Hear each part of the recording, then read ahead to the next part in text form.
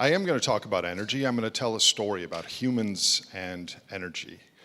And three central points. One, we misunderstand how energy and resources underpin our modern economy. Two, we treat this hydrocarbon bonanza that supports the global economy as if it were interest when we're actually drawing down the principal.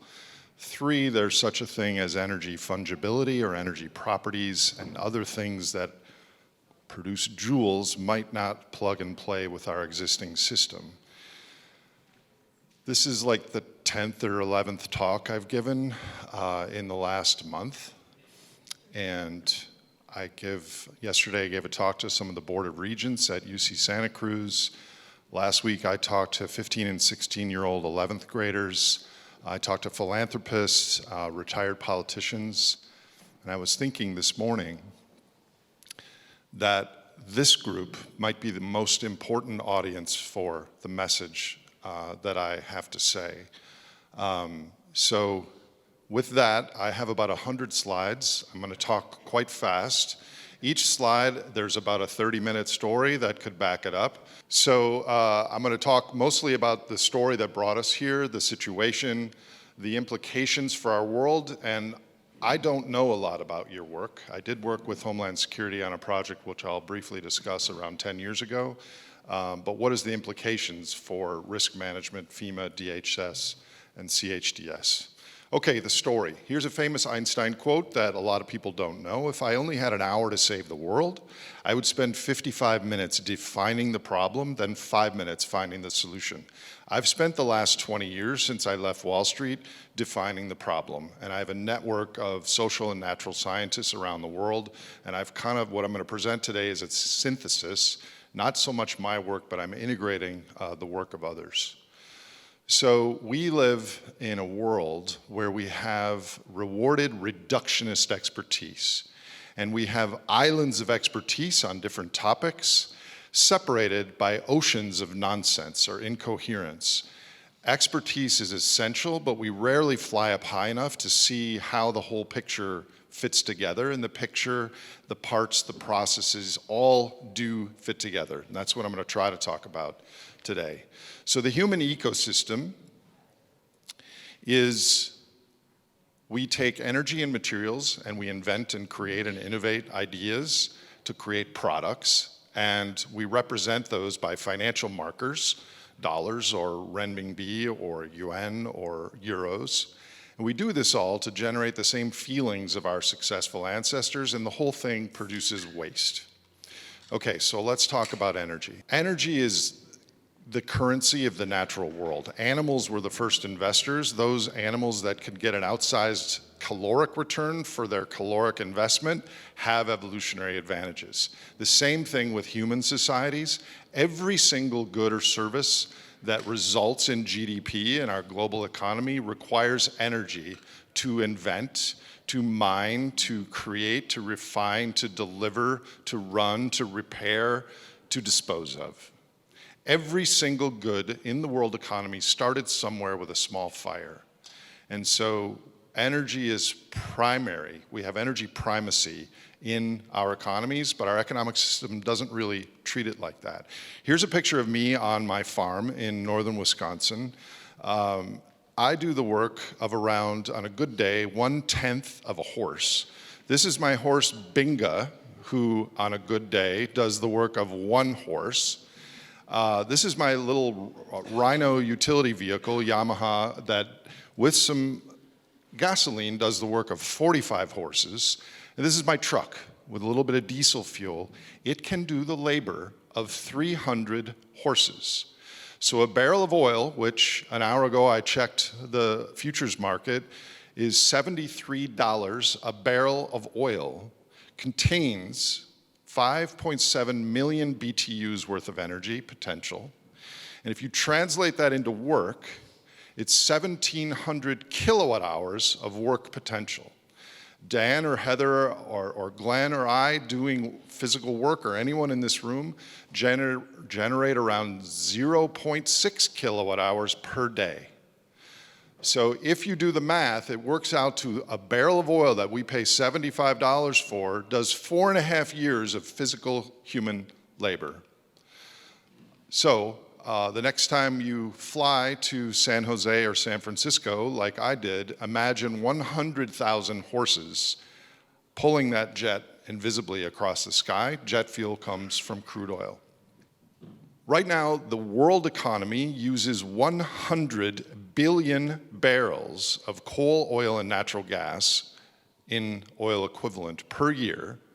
So the labor equivalent we get from fossil hydrocarbons is equal to 500 billion human workers added to a real labor force of around 5 billion real workers. This is an energy subsidy from the past that our economic system takes for granted. So this is the story of industrialization, that humans added vast amounts of nearly free fossil energy. All we had to do was pay for the cost of extraction to machines to replace things that humans used to do manually or with draft horses.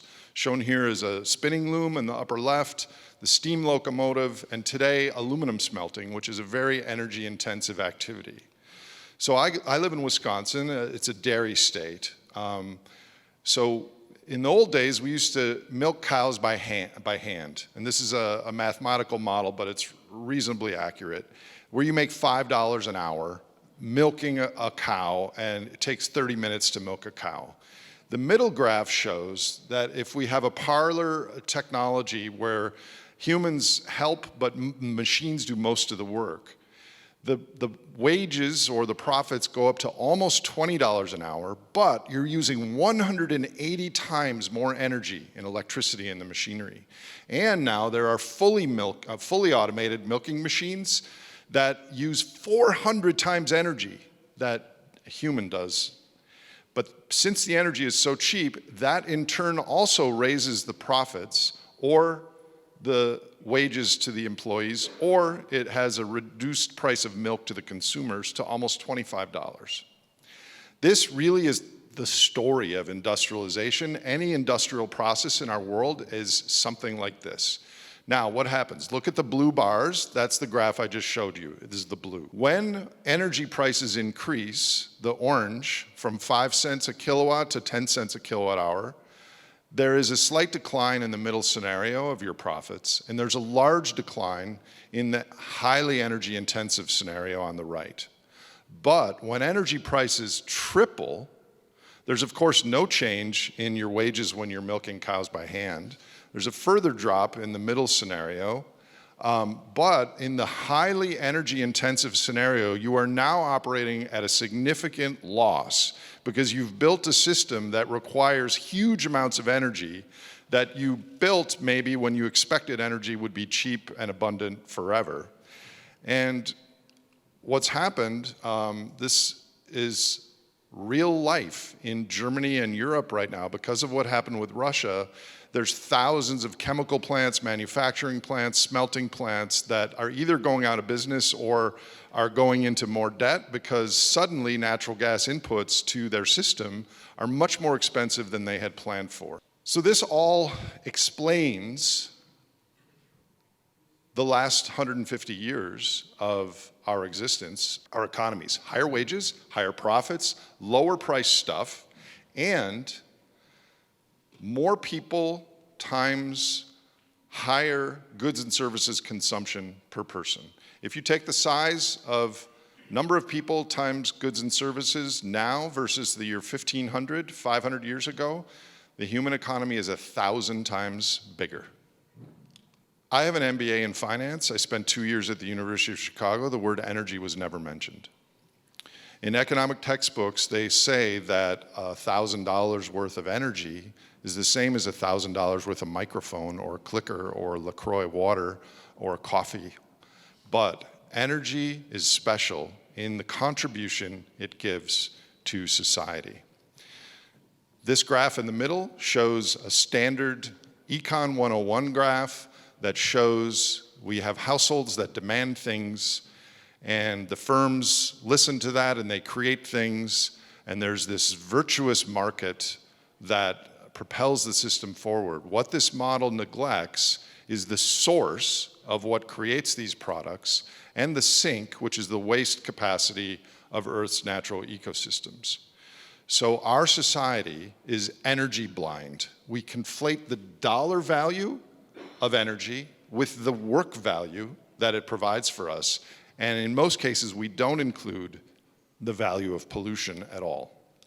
So in effect, from a longer term scale, we are drawing down the principle of this unbelievably special one-time bank account of fossil magic, but our stories are treating it as if it were a flow, as if it were an interest, like a river or something like that. So everyone in this room is alive somewhere between the blue and the red star on what might be referred to as the carbon pulse, which is this few hundred-year period where humans are drawing down this fossil bank account that was trickle charged by daily photosynthesis 10 to 20 million times faster than this carbon was sequestered. So right now, there are many different kinds of energy that we use, but oil is king. Oil is liquid at room temperature, it's transportable, it's incredibly energy dense. This is a logarithmic chart that shows on the bottom the GDP, the oil consumption, and on the left it shows the gross domestic product of these countries. The R squared is around 0.96. Okay, so what about depletion? There's plenty of oil. I asked my girlfriend's mother how much oil we have left, and she's like, I have no idea. I said, well, take a guess. And she said, 1 million years? So, of course, we're not running out of oil, unless you qualify that the first oil well drilled in Pennsylvania in 1859, yeah, we've been running out since then. The issue is that we're running out of cheap, affordable oil at scale. There are two narratives about this. Look at this graph. The United States peaked in oil production in 1970 and had a 35-year decline. And then technology overcame this depletion, and technology came to the rescue. Drill, baby, drill. In contrast, there's this graph, which actually is the same identical graph, but broken out by geological province. The green is the lower 48 conventional, high-quality Beverly Hillbillies crude oil. The yellow is the north slope of Alaska, which is non-contiguous to the United States, but it's part of the United States. The blue is not even on land, it's under the ocean in the Gulf of Mexico.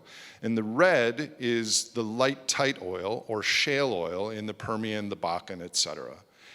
That light tight oil is the source rock where all the other oil originally migrated from, and there is nothing left after light tight oil. There is a lot of it, but we're high grading it, we're drilling the sweet spots, and what ends up happening, contrary to conventional oil, tight oil, which is over 50% of our oil right now, declines very rapidly. So the gray are all the years before 2014, the decline rate of all the wells in the United States. That's what their decline slope is. The orange is 2014, 2015, all the way to the blue are the wells that were drilled in the United States in 2021, how fast they decline. And why is this important? If we stopped drilling in the United States for whatever reason, for environmental reasons, for lack of capital reasons, for political reasons, our oil would decline almost 40% in the first year, our oil production as a country. And the next year it would be over 20%.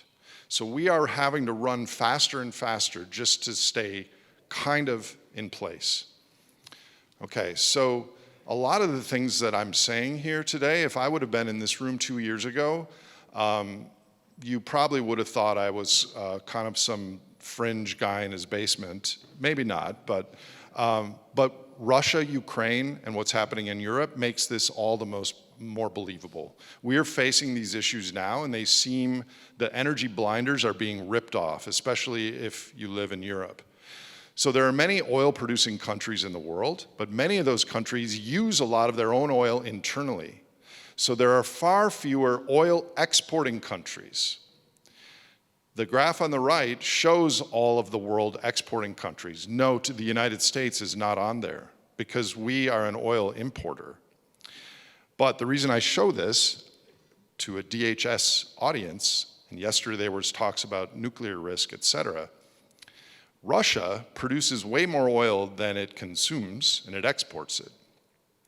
Russia produces 21% of global oil exports and 24% of global natural gas exports. If you combine Russia and Saudi Arabia, they together are almost half of global oil exports available for purchase by all countries.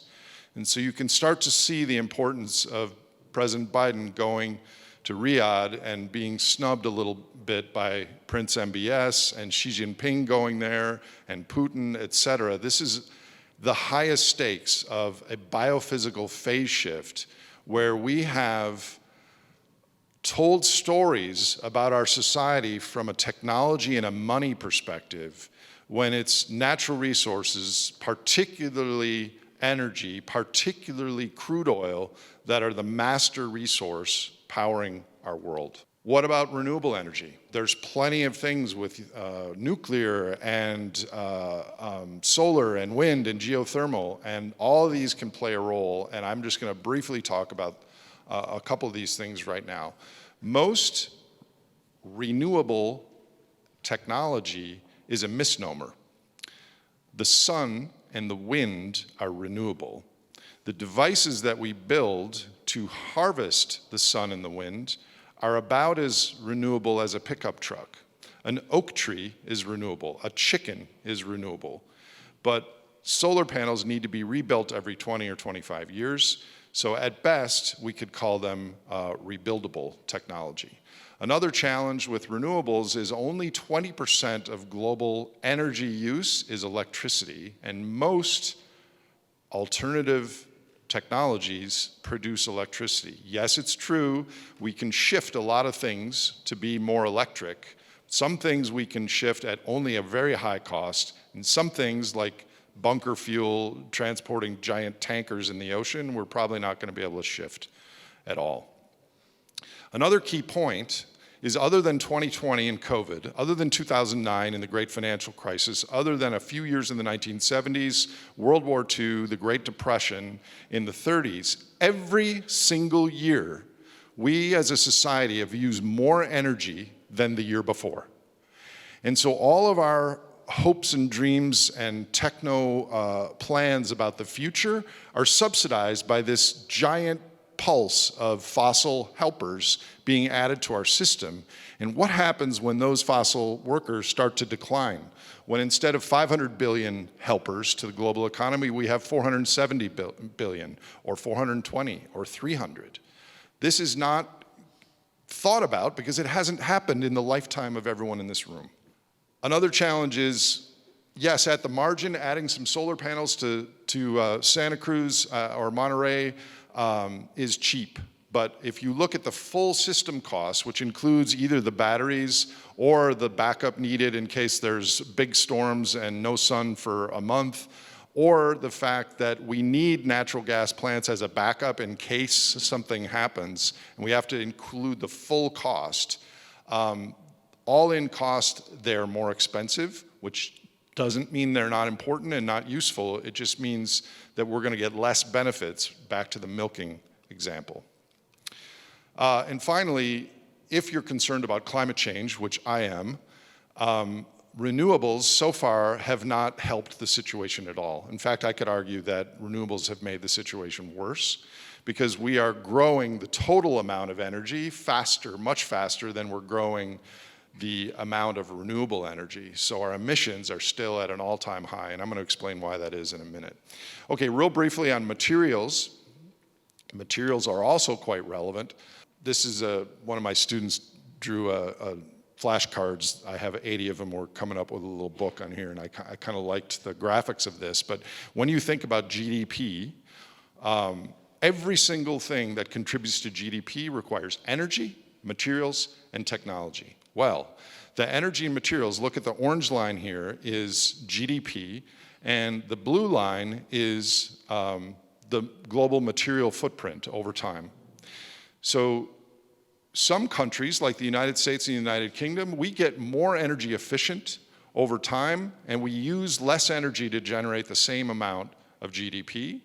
But from a climate standpoint, or from the metabolic standpoint that I'm talking about, all we care about is global.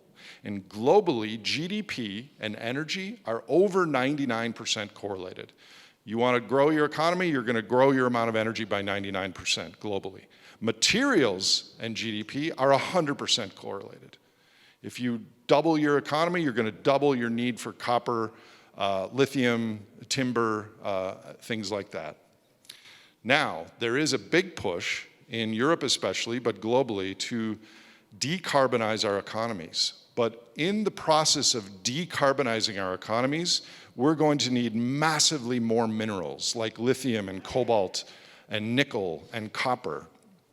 And one thing that's not, first of all, even if that were biophysically plausible, which I don't think it is, there is the impact on other countries that are already suffering from higher wet bulb temperatures, social conflicts, climate impacts. A lot of these minerals are located in places in the global south that aren't necessarily going to be amenable nor responsible for this giant decarbonization and remineralization of our societies. Briefly on technology, there's two kinds of technology. The first kind is those inventions that make us use energy more efficiently, like a power plant efficiency process in coal, or making solar panels that are more efficient. The other kind of technology is inventing things that humans used to do manually or with draft labor, or things that humans never had before, but that are new and give us novelty, et cetera. The vast majority of technology inventions is in category 2. And category 2 ends up next year becoming a larger vector for more energy demand. We're adding nodes to the global system of, the average house in America has 68 plugged-in devices, which draw down 15% of the electricity just being plugged in. I mean, we have massive amounts. So in this is an important graph. We have become more energy efficient pretty much every year for the last 2 centuries. So that means that for the same amount of energy, we can get a little bit more GDP, just a little bit more.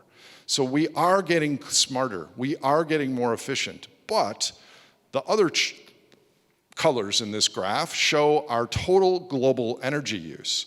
Since 1990, we have become 36% more energy efficient, and in that same period, we've increased our energy consumption by 63%. This is also called Jevons paradox, that if you have profits or new savings, you're going to funnel them back into something that also requires energy. Briefly, but importantly on money, economic textbooks teach us that money is lent at banks from existing capital. This is not true. The reality is that over 80% of our money is lent into existence. If Dan or Heather goes to the First National Bank of California and says, I've got this great idea, I would like to borrow $1 million, and they're nice, trustworthy, credit-worthy people, and the bank is in good standing, what happens is $1 million gets deposited into Dan's account, and at the same time, $1 million asset of an IOU from Dan is placed on the bank's account. So from a monetary perspective, the system is in balance because there's $1 million owed and $1 million asset in both Dan's and the bank's account. But from a biophysical standpoint, which is the story that I'm telling here, that $1 million came into existence with no relationship to the amount of copper or oil or forests or dolphins in the world. And this is what we've continued to do, is expand our number of monetary claims on a finite physical reality. Banks don't lend money, they create it. And there are now, I've been saying this for 20 years, there are now copious references. The Bank of England wrote a report in 2014 saying exactly what I just said. We go through our lives today trying to approximate the same emotional states of our successful ancestors. And that has major implications for our economies, for our behaviors. We are not going through life trying to maximize our biological fitness. We go through life trying to get the same neurotransmitters as our ancestors did. Here shown a picture is a Wall Street stock trader getting the same dopamine as our ancestors got looking for a gazelle. But some of the other implications are we're finite, have finite lifespans. We care about the present more than we care about the future. We have cognitive biases as a list as long as my arm. We are incredibly tribal and group-oriented. We get hijacked by supernormal stimuli. We're very, very status conscious. We look around and compare ourselves to others. And so all of these things kind of have explained some of the trajectory that we're on. This is well, actually in this case, it's not the darkest point of the presentation, but it's plenty dark, and this is how I got into this work 20 years ago. I really care about the natural world and the 10 million species we share this planet with, and in the future. You're all aware about climate change, but there are other things. I mean, climate change sucks all the air out of the room, but there are other issues. Since 1970, we've lost 70% of the populations of animals, fish, birds, and reptiles on Earth. In the United States, though, it's only 29%, but globally it's 70%. Sperm count in American and European males are dropping by 1% a year. We're losing insect biomass 1% to 2% a year, trillions of tiny robots that do tasks for humans that have no replacement. We are having a large impact on the natural world, and this is not included in our economic prices. Okay, the human ecosystem, I've just explained how this works. Our culture currently keeps score of this by something called GDP. Globally, that would be called GWP, or Gross World Product. But in effect, we're acting like a metabolic, energy-consuming entity. And GWP might as well be called GWB, where the B stands for burning. Energy and GDP, until we change the definition, right now the definition is pretty much a good proxy for how much energy we burn. This is an aerial view of Los Angeles, and my thesis, my academic work, my research suggests that humans are acting like a metabolic superorganism, and that oil functions as a societal hemoglobin. And you can kind of see here the brake lights and the headlights are functioning like veins and arteries of a body, but this is a transport vector in our society. Of course, you can recognize this, which is global transport, supply chains, boats, ships, planes. So global human culture right now is functioning as an energy dissipating structure, a mindless superorganism akin to a blind, hungry amoeba. We have outsourced our decision making to the financial markets. If you look at what happened in 2008 and 9 and 2020 and what's happening in Europe, you can kind of see the dynamic of this. There is no one driving the bus, not politicians nor billionaires. Okay, so that's the story. So what's the situation? Here's a hypothetical graph showing the kind of sustainable trajectory we were on for thousands or tens of thousands of years, where we lived off of the hydrological flows of the sun, the water and the soil, and that reached kind of a capacity a few hundred years ago, and we started to chop down trees, and there weren't enough trees, and then we puzzled out how to farm vertically under the ground instead of on top of the ground. And then we started to find things like oil and coal that aren't infinite, like sun and wind, but they have a distribution like a normal or a Gaussian curve that we find the best and easiest and cheapest, and then we scale the process, and eventually there's a peak, and then there's a decline. And there's thousands of items that follow this curve. In fact, the carbon pulse, representing oil and other hydrocarbons, will eventually follow that path. On top of that, we've overlaid a human invention, which is monetary representations of our biophysical reality.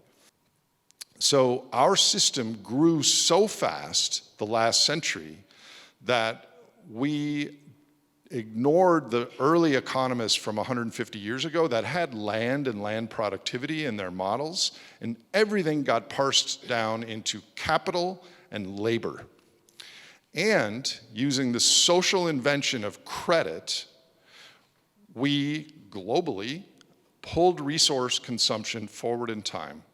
Every year since I've been alive, the United States and the total global economy have grown our debt more than we've grown our GDP.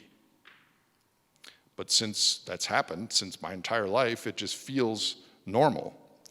So now our entire society views the world through a financial lens. We've not only financialized the human experience, but also the explanation of it.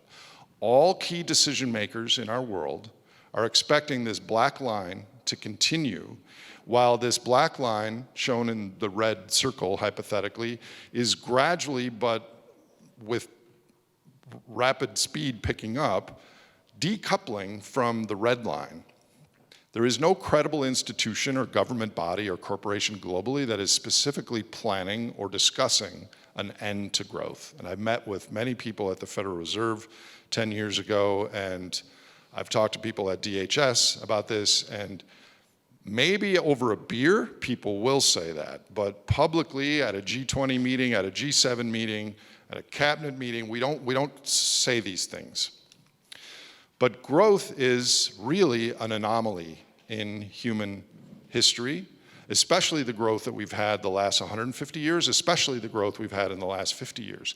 We had hundreds of years in the last couple thousand years with flat to declining economic growth. Productivity, which is a combination of our energy, our materials, and our innovation, peaked 50 years ago. By the way, the exact time that oil production growth peaked globally. Oil at that time was growing at 8% a year in production. So we still have positive productivity, but the positive numbers are declining. And at some point, I would argue in the next decade, unless there's some miracle technology, which I'm open to, we're going to have negative productivity, and that has big implications. So what's happening right now, not only in our country, but around the world, is we're papering over our problems with more and more credit, while the energetic material basis for our currencies are depleting. Think about this. The government of the Bank of Japan has purchased over 50% of the government of Japan's treasury bonds. So if you view the world like a normal economics student, you're like, well, that's okay. They're doing an emergency thing, and the animal spirits will come back and they'll invent some new Sony products and things will be fine. From a biophysical standpoint, listening to what I just told you, that's like an enormous Ponzi scheme. You're buying your own debt, and you don't have any energy in your country, as an example. The United States still at least has 82% of our own energy. Japan has nuclear things, and they import everything else. So, under this framing, in my opinion, what is not likely to happen? Growing our economy and mitigating climate change and other environmental problems. Growing the economy by replacing fossil fuels with renewables.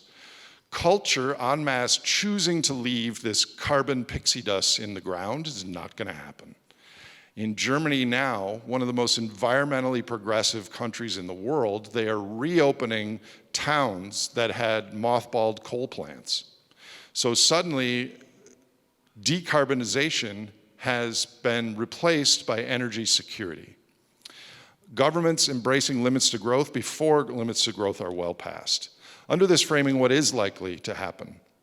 Growth in the gross amount of energy while the net energy declines. I wrote my PhD thesis on the concept of net energy, which is how much energy costs, but not in dollar terms, in energy and resource terms.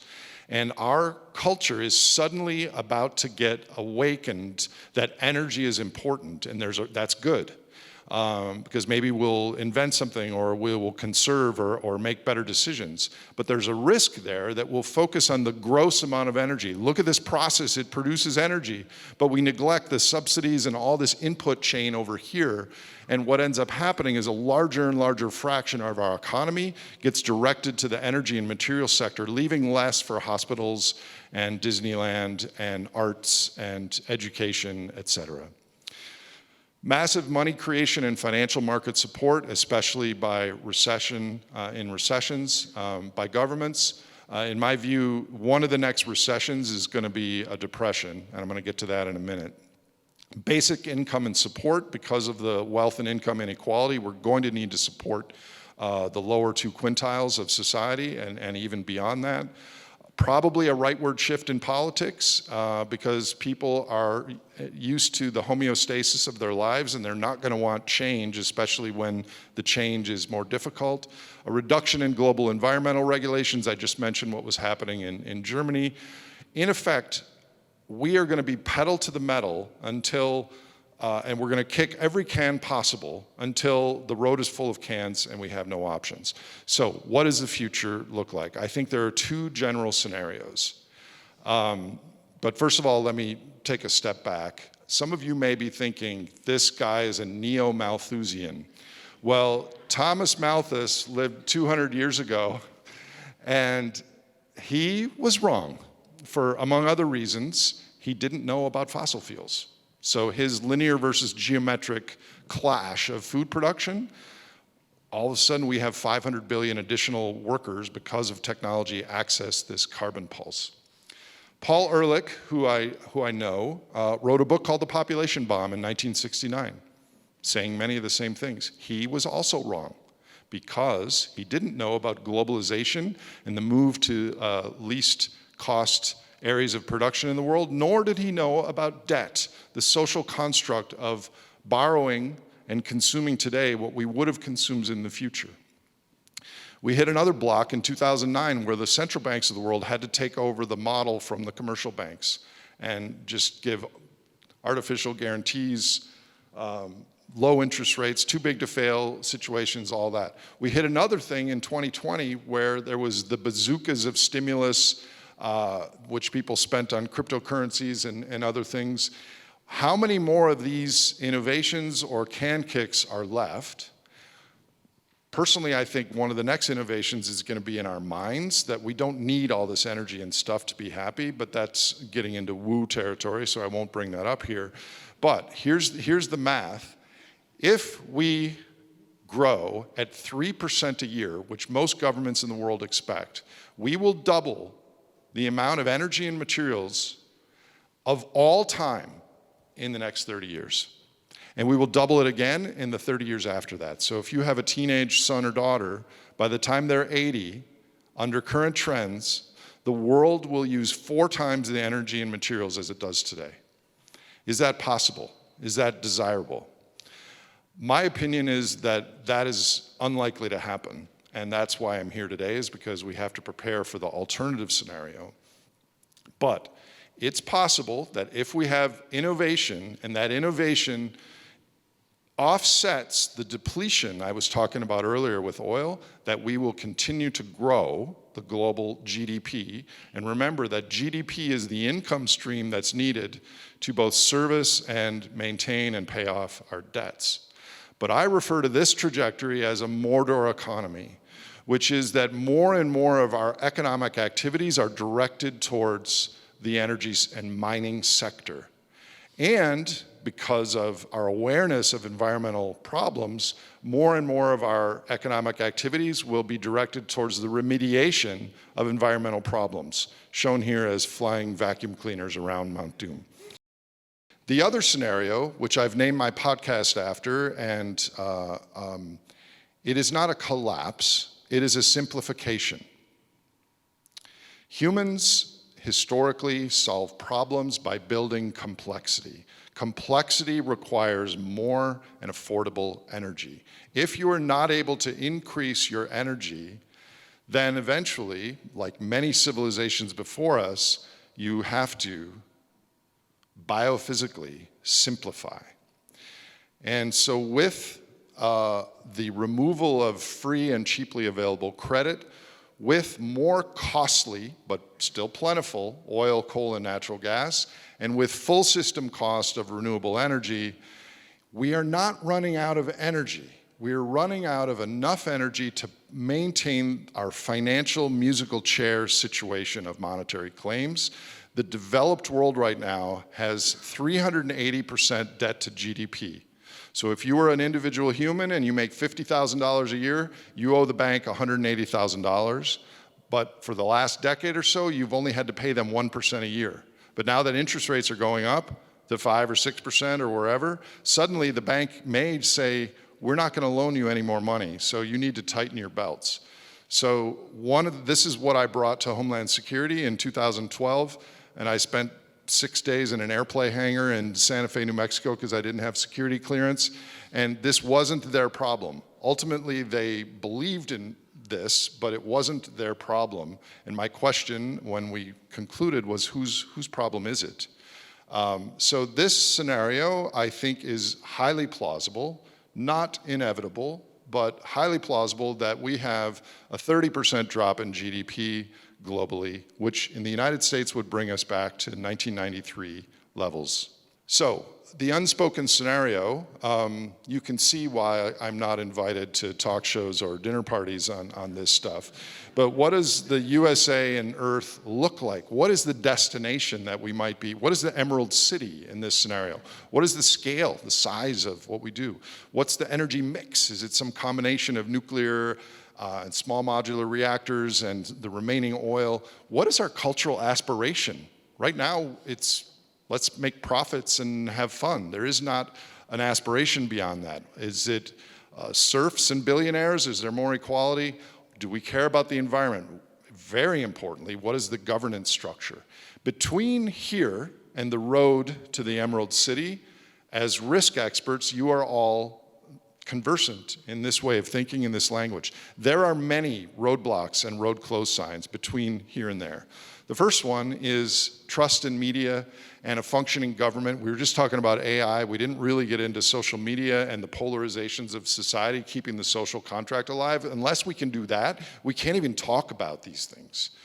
Additionally, the great simplification, sometime likely in the next decade, plus or minus, where GDP has a sharp decline, not because we're running out of energy, but because we've kicked too many cans and we're no longer able to have the productivity to maintain the financial claims. We came that close in March of 2009 to that happening, and the central banks did everything perfectly, not from a climate standpoint, to jettison us to 2020, happened again. How many of those situations will we bootstrap from? And by the way, we're one of the best situated countries on that situation, other than the fact that we're kind of entitled, polarized, and addicted. But we have 82% of our own energy, and we have the world's reserve currency, et cetera. France, Europe, Japan, much, much worse shape than we are, but that's, no beneficial thing. Which brings me to this, and some of this was talked about last night at dinner. Global human cooperation, while we were on this rising tide, lifted all boats. We cooperated, we did international agreements, we had 6-continent supply chains. But now, and this is especially in my opinion, and I've researched this, there was a legitimate claim to ridding the Donbass region of Nazis, et cetera, that Russia was interested in reclaiming part of Ukraine. But I think 70 to 80% of the reason they're there is to economically cripple the West, starting with Europe.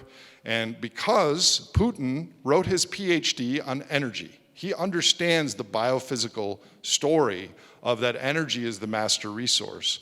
So this creates the potential of a biophysical phase shift that really can't be spoken out loud, because then behaviors change. And then we didn't talk much about this, but by the way, we do have a climate and ocean and ecosystems issue that is going to start impacting our economies. Okay, the implications of all this. I'm going to read through some of these real briefly. Cheap, abundant fossil energy underpins our societies. This is a stock that we're treating as a flow. Growth globally is probably soon over, but that doesn't mean we're shrinking or we're broke. It just means that there's, first of all, this rubber band that snaps back that have been our financial musical chair claims on reality.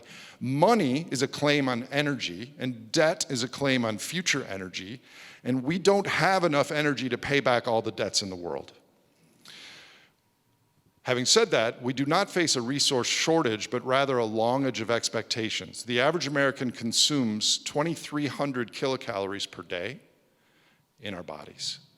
But the average American consumes 220,000 kilocalories worth of energy. If you take all the energy the United States consumes and divide by 330 million people, we use 100 times more energy than our bodies require. So we're not headed to the dark ages, probably, but there is a haircut on the not too distant horizon. Renewables, nuclear, technology, these are the right answers to the wrong questions, because they're not going to solve this rubber band disconnect of the financial system versus energy, but they are something that could play a vital role in the future. These biophysical realities that I'm talking to you about today cannot be voiced aloud in politics and media, and I think you all can understand why. There's a biophysical phase shift occurring in the global political alliance. Today, some senior person in China said they're completely tethered with Russia, which isn't a surprise to many of you, but that's kind of a big deal that they're cooperating on all scales. Our current resource tech situation can power a great civilization, just not this one. Our expectations and our infrastructure, we're nearing the end of the road of what the next couple decades of resources are able to power. So when people hear this story about a blocked road in the future, most humans have two responses. One is, humans have encountered these things before. We're going to invent something and technology will solve it, and this is all doom and gloom. Or, oh my God, we're screwed. Mad Max, there's nothing we can do, there's no way out. And both of these things have something in common, is they obviate the need for any personal change, effort, or response. But humans do not like uncertainty, and so to be certain about something helps your identity, it reduces your cortisol, it helps boost your helper T cells. But you in this audience know that the likely future is in the middle, and we need those humans that can hear this and take it on board and integrate it into their work, because the future is likely in between these two poles. What is the implication for your work? I don't know a lot about your work, but I can understand what the United States faces, and I've had some conversations with Dan and Heather about what you're trying to do. The astute risk managers among you might have noticed the shark fin in the lower left corner here. So I just came up with this morning. This is not a CHDS problem. Effectively, you're going to need a bigger boat to face all these challenges. There is no entity in the US government currently that can handle everything that I'm talking about here. But I would suggest that there's DHS, there's FEMA, and I actually think that we need a new arm, something to the effect of Department of Systemic Risk, that looks at these longer term challenges and integrates things that are not necessarily cybersecurity or a natural disaster, but economics, post-growth economic, at least possibilities. You don't have to agree with everything I've said here. If you think what I've said here is 10% plausible, it behooves very committed, very smart government people in the service of our nation to look into this and research it and prepare. So my own work, and my board member Joan Diamond is in the back here, at my small organization, is we have three categories. The most important one, and the most important to you all, is when this financial hiccup happens in the future, we have to bend and not break. And I think the bend, not break, I did where's Dan?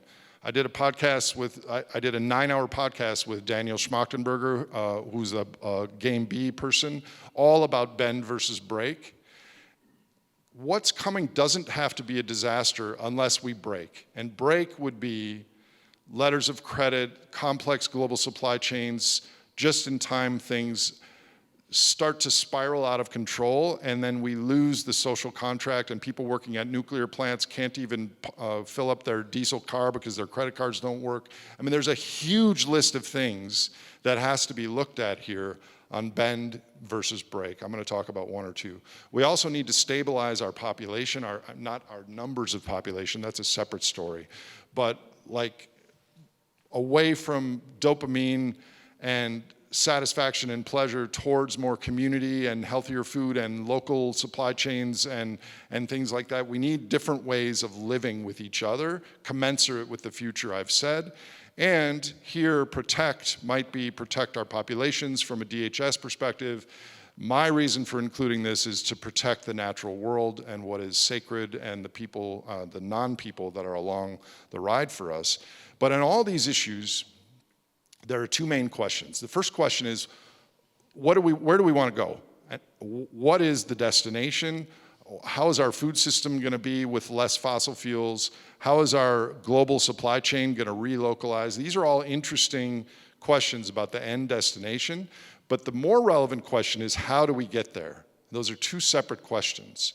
And I think we need to plan for scenario B, even though all of the emotional, financial, media, political signals we're getting are pointing to continuing growth.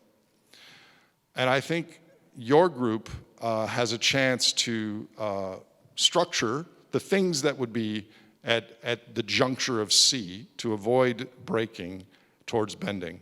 One of the initiatives that I've championed so far unsuccessfully is this concept of advanced policy, which is those policies that will be needed and valuable in our country in the next decade, but they're socially and politically unpalatable to be discussed and happen today. I talked to Speaker Pelosi's chief of staff about some of these things 2 years ago.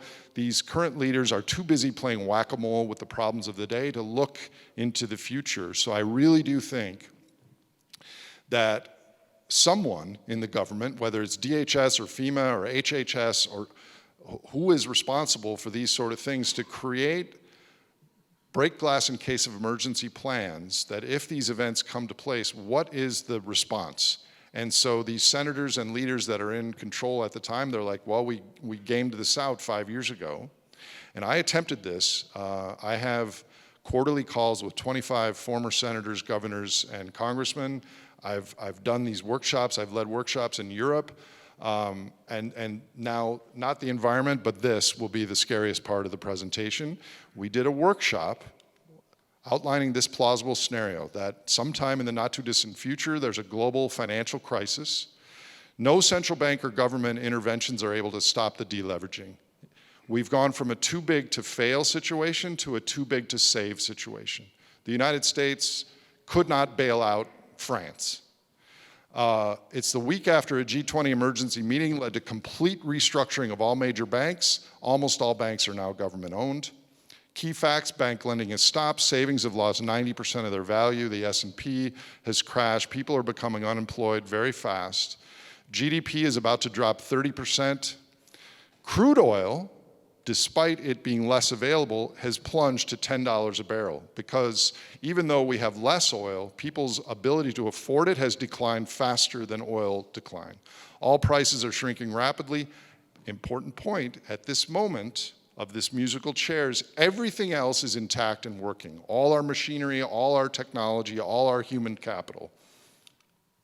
So what I did in this workshop, your job, we broke people out into breakup sessions, legislate, solve all the immediate problems, set society on a path for recovery and long-term stability, explain to people what happened, give them direction, think about the prerequisites to make such an event manageable and more benign. There's a lot more here, but just to give you a flavor of something that could fall under the banner of advanced policy. Another risk is the complexity, and I know you all have expertise in this, that we have massive vulnerability to tiny little things that are made in South Korea or Taiwan or elsewhere or Europe, and if there is some war thing or the Strait of Hormuz gets blockaded or any number of things, we have become dependent on the global superorganism in a 6-continent just-in-time supply chain. I don't know what y'all are working on this, but this is something that any one of these global risks, if there is a hot war between the US and Russia or some sort of a nuclear exchange, heaven forbid, or anything like that, it triggers all of the risks that I've been talking here in the financial system. Heather asked me to give some advice regarding law enforcement, and I thought about it, and this story that I'm telling today is too big to be handled just by law enforcement. And I think to look back at the original DHS, where there was more mobilizing civic momentum and getting the people to do more than they normally do in partnership with experts like yourself, as opposed to a military reaction to our country, this will be too big for that. But again, I'm just adjunct professor who's spent 20 years understanding the problem. Unfortunately, I don't know the solution as well as I should. And by the way, I don't think there is a solution. I think we face a predicament with no solution. But I think there are millions of possible responses that will make the future better than it otherwise would be. Second to last slide.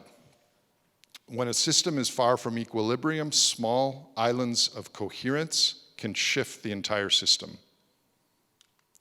Maybe CHDS is one of those. That's all I had. Thank you.